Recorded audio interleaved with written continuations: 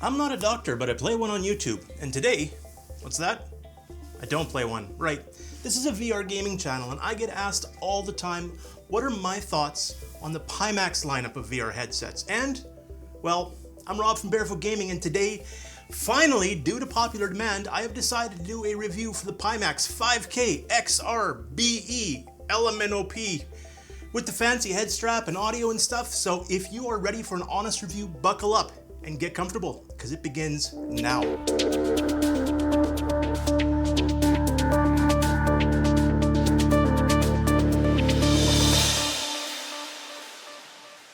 Let's start with what sets Pimax out from all the rest of the VR headsets out there. Number one, of course, is their wide field of view. Now, when I'm talking about field of view, I'm talking about how high and how wide you can see, or maybe using the ski goggles analogy is a little bit better.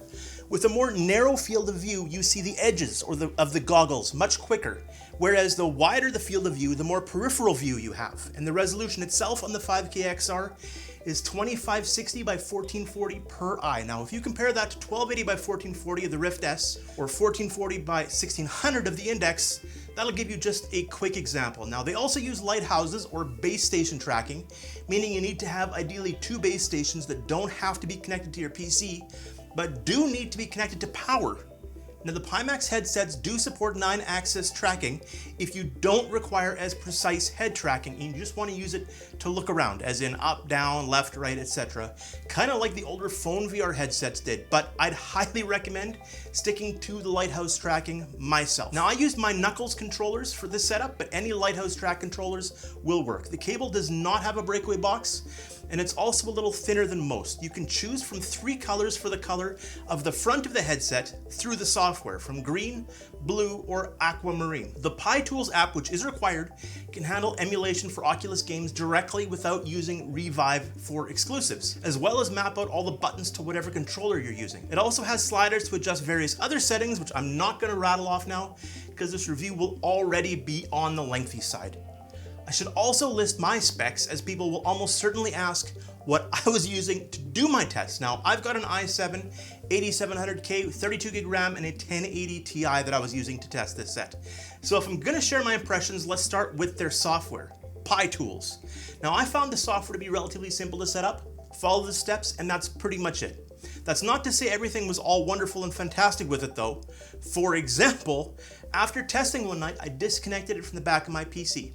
The next day, upon plugging it back in, well, how about I show you what I came back to?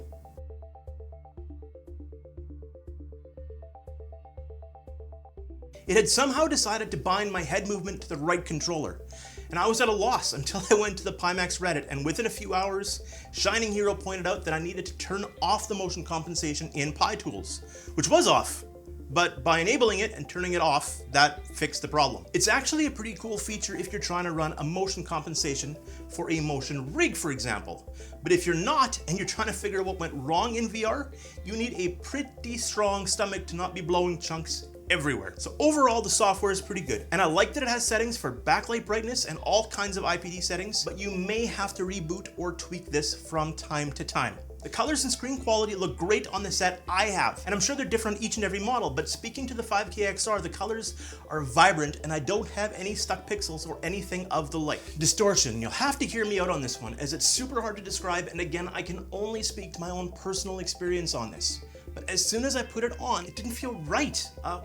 When I was a kid and wore glasses, every time my prescription would change, the new glasses felt wrong for a couple of days. Everything felt kind of distorted, and that's what it felt like. Every other VR headset I have ever tried with Steam VR Home felt fine, and of course this had me worried. The funny thing is, I really mostly noticed it in Steam VR Home. When I went into a slew of different games, for whatever reason, it wasn't as noticeable, and I just really enjoyed the wide field of view. Although even games, the edges can feel slightly distorted when you're moving your head. The original head strap is not comfortable, not even a little bit, and taking the original face pad off to install the deluxe version with headphones was absolutely terrifying. The amount of pressure it took left me thinking I was certainly gonna snap the poor 5K XR in half. It didn't though, and after removing the old facial interface and installing the new one, it was infinitely better. Now, the new head strap is actually very well thought out, with a large forehead rest taking the strain off the top of your head and making the entire set not only feel more balanced, but also higher quality in general. The cables, though, are kind of odd, and no matter what I did, it felt kind of homebrew. In the end, because no matter what you have to do to route them, it's up to you to decide the best way to do that. Now, not that anyone can see that in VR when you're in VR, but it's worth pointing out nonetheless. I have read a lot of people complain about the feeling of the plastic and the quality of the Pimax online. And to be fair, the Pimax doesn't feel as solid as any of the other brands, but with the new head strap, as a whole, everything feels like it has more heft, and it does make everything feel more solid as a whole. I don't like that when I adjust the headset on my face to move it around a little bit, that it feels like the plastic flexes. And I was also shipped a protective cover with spikes. Kind of BDSM-ish, I would say, but no note on any safe words. In my time, I didn't have any breakage, so I'm not sure what further to say on that front. The audio is pretty good overall for games, but for things like Beat Saber, where it's just music that you're listening to, it feels muffled.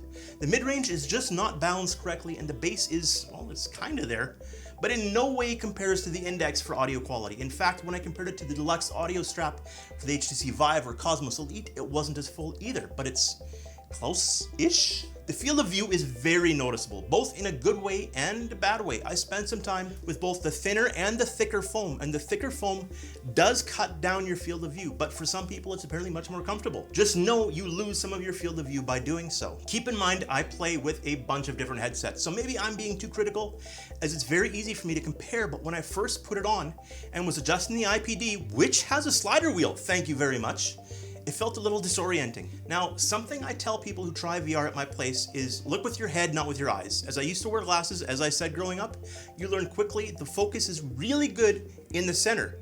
But I found the sweet spot, or the spot where everything looks just right, to be much smaller than I expected. This is more noticeable in environments like Steam Home or areas where you're just standing still in a brighter environment, but it does take some getting used to, and a bit more tweaking to make sure it sits just right on your head.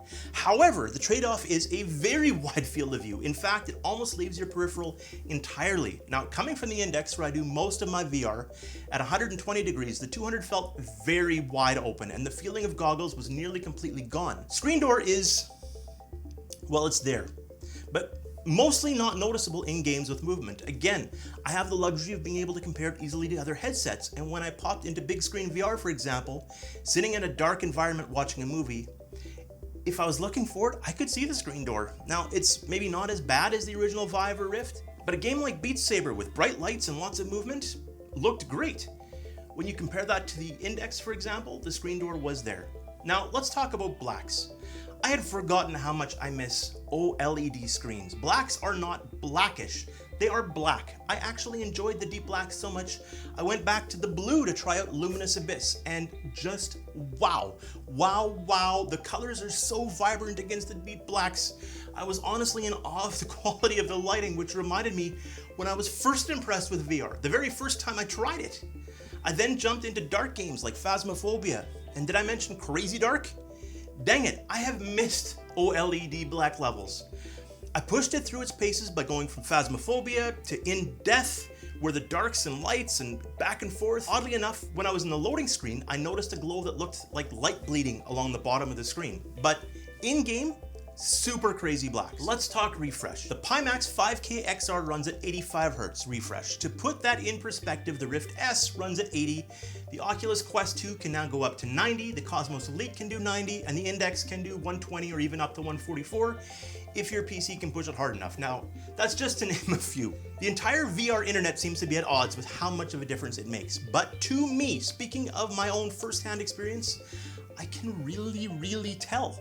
For those of you confused between refresh and frames per second, here is a quick example.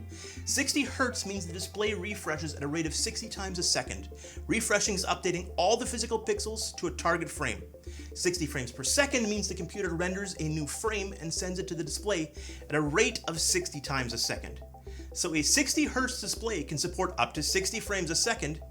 If the computer is underpowered, it might send 39 frames per second to the display, but the display still refreshes at a rate of 60 times per second, hertz.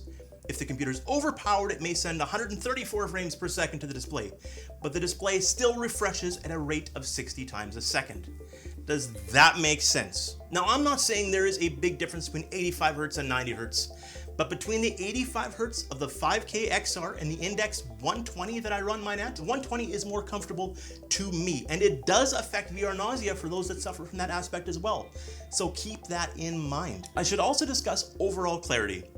For example, how crisp and clear are the letters when read on objects, or even reading the titles of games in VR. This is an area where you'll really notice things if you're reading dials in a cockpit of a plane or in a car, or shoot, even reading the temperature in Phasmophobia. This was a letdown for me, and a surprise actually. I would say it looks slightly crisper than the Vive or the original Rift, but the Cosmos Elite, the Quest 2, as well as the Index are miles sharper and more defined. This is a headset that has me at odds with myself. The wide field of view is amazing in games. The smaller sweet spot really means you need to take some time to really set everything up just right before playing. And if you switch around with different people in VR, this is for sure more of a hassle. If it's just you, it's only a hassle that one time. And the slight distortion around the edges takes some getting used to, but you can get used to it. The audio quality is alright, but I don't love it. In fact, I'd probably go with over-ear headphones, to be honest. The comfort with the new head strap is well done, and I really like the larger foam around the forehead. The blacks are so black, but the screen door is back, and if just slightly, that's still there, and the build quality, like I said, well, it's hard to speak to until it actually breaks or cracks, which mine has not. But is it the right headset for you? I don't know. All I can do is give you my impression, and you need to decide which features matter the most to you. If you have questions about anything I have just said, or if you want to know more about something that I either didn't say or ended up editing out of this review, leave a message below and I will do my best to get back to you. Thank you so much for watching another Barefoot Gaming review, and rest assured there are more reviews coming. I will talk to you again real soon. See ya.